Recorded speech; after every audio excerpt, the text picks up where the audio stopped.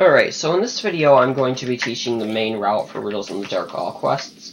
I do have to teach most of the route in one single video. I can't teach individual skips because all of these skips kind of stem off of each other. So I'll go ahead and be teaching most of the route in this one video. Basically, we're going to start out by talking to Balfour over here, then skip his cutscene, and we're going to do the ledge clip that we do at any percent. If you're familiar with any percent, skip to whatever time I put on screen here. Otherwise, watch this video. So basically what we're going to be doing first of all is we're going to be long jumping and jump attacking against this wall and trying to hit this area right here where you can kind of see this darker line. Now, the reason we're doing that is because we want to slide down the wall and end up on that ledge down there. And you don't want to have your camera above your head because that'll actually increase the chance of getting a long jump glitch. So if you just do it kind of like that, you should slide down against this wall and hit this ledge. So anyway, now what we're going to do, now that you're on this ledge, is if you see this little ledge right here that kind of clips into the wall, what you're going to want to do is you're going to want to long jump into it at an angle that you kind of rub against the wall as well, so you grab it like that.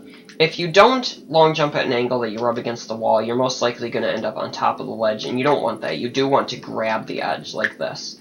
So then what you're going to do is you're going to press this button to turn your camera. I press the Y button on my GameCube controller. Whatever button is your camera lock button. But you're just going to turn it, and you're going to strafe into this over here. Now what you're going to do is you're going to tap your joystick up, and immediately upon climbing up, press your first person trigger, so you go into first person immediately upon climbing up, and then turn your camera like this so that you're facing over here into this corner. Then what you're going to do is go out of first person and just kind of jump over here to this area. That jump can be kind of hard to make, but once you've practiced a lot, it should be a little bit easier. The alternate way to do it, which I actually find a little bit easier, is to turn your camera with the C stick and then pop yourself up and then make the jump. I always found that a little bit easier.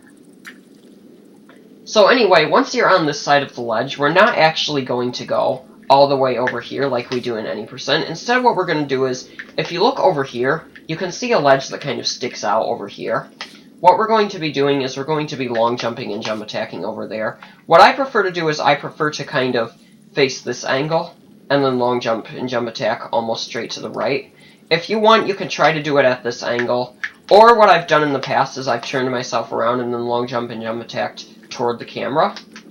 However you do it, you want to end up on this ledge, just like this.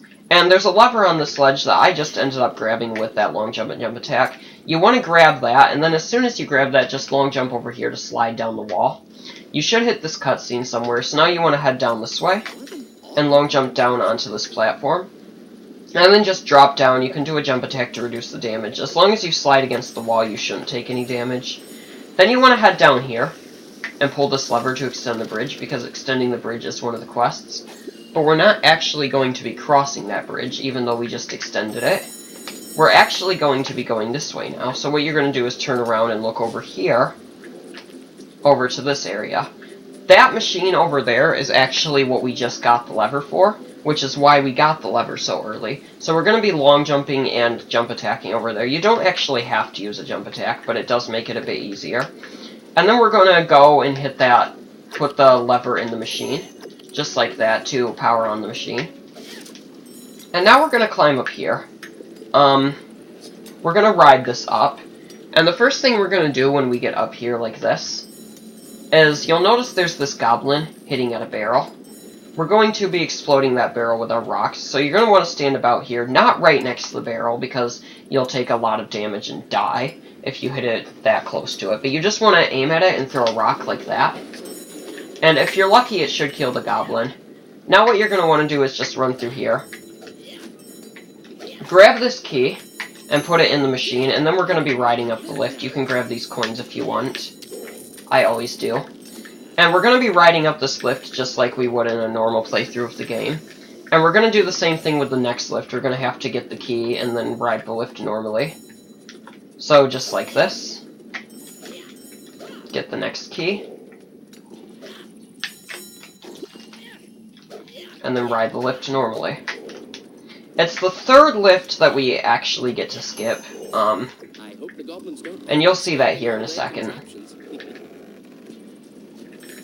But we do have to ride this lift all the way across. And there is a bit of lag on this lift, especially at the start. So if you want to go into first person to avoid that lag, or figure out whatever camera angle will avoid the lag, whatever works for you to try to avoid that lag a little bit, because lag does end up slowing down the game. There are some coins over here that I'm going to try to hit. I always try to hit them in an all quest run, specifically because they're part of my coin route. But anyway, once you get over here, we do need the key to the third machine. So to get that key, you can either boost up this wall, the way I just did, and then head toward the key, or you can go over and actually climb the ladder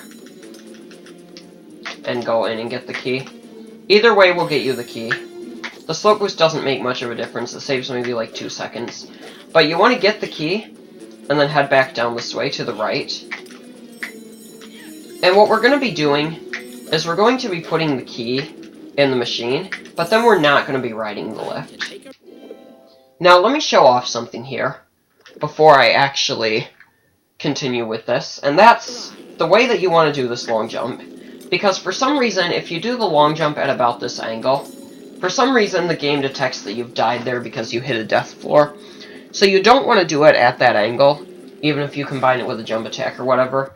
What you want to do is you want to kind of long jump and jump attack towards this wall over here. So more at like this angle, so that you slide down the wall and avoid that death trigger. And then you want to head over to this barrel and move the barrel so you can completely lower the bridge. We lowered the other side earlier, if you remember throwing the rock at the barrel when the goblin was over there. But anyway, now that we've done that, we're going to cross the bridge, and we're going to drop down over here right on this side. Well, not drop down, but take these chains across, jump to this platform, and head over here.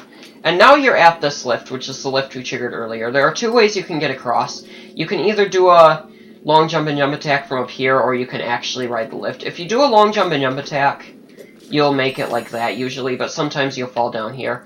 If you fall down here, you can opt to take the ladder up and ride the lift, or you can opt to take this little skip where you can kind of jump up here, and then jump and grab the ledge, because it's a little bit glitchy from up here for some reason. I don't know why it works like this, but you can just barely grab this edge that's under here, and then clip up like that.